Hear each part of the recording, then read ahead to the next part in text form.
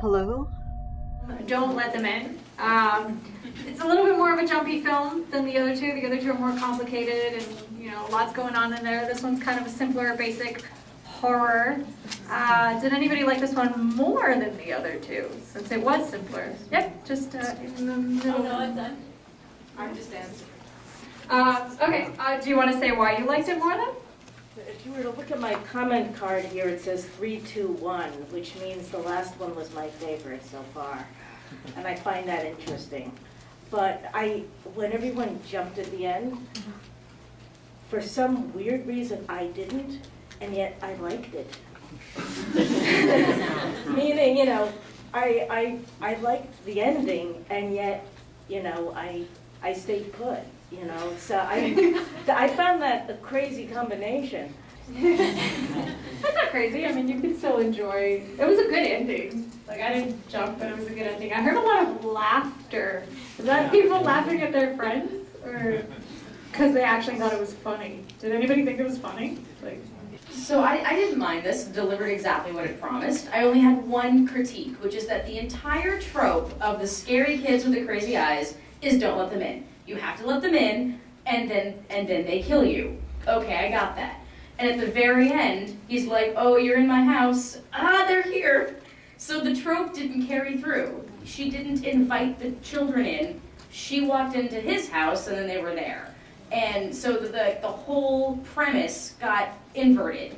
And I wanted to see it get carried out the way it had previously been carried out. The way I saw it might have been she let him in by exploring the subject a little bit further. She was so fascinated by this book. It's kind of a metaphorical way of letting them in, I suppose. But let's hear what you have to say. I think of the three so far, this one's the more approachable of them, which can be a good thing because then it's more accessible to a wider audience. It's more of a other people have heard of the Black Eyed Children, I know I have.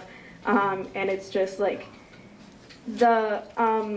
it's very used, the whole idea of an antagonist that you can't really see them and it's all dark and their heads are tilted down so you can't see them.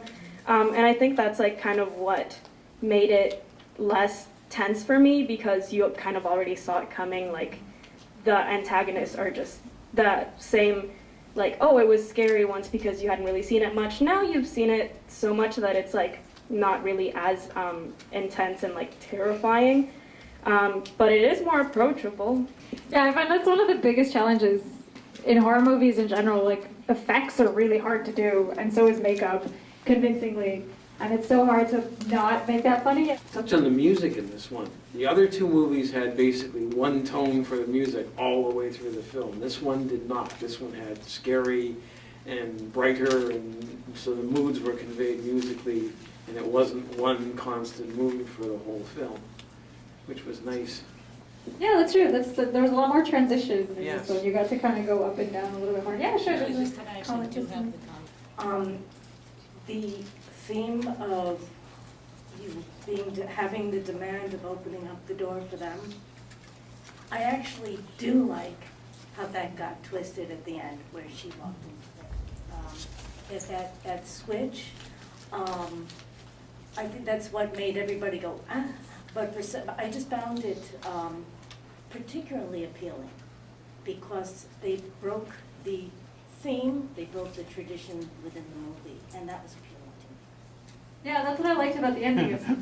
I mean, I don't know, maybe some people were expecting it, but it does kind of twist your expectations a little bit.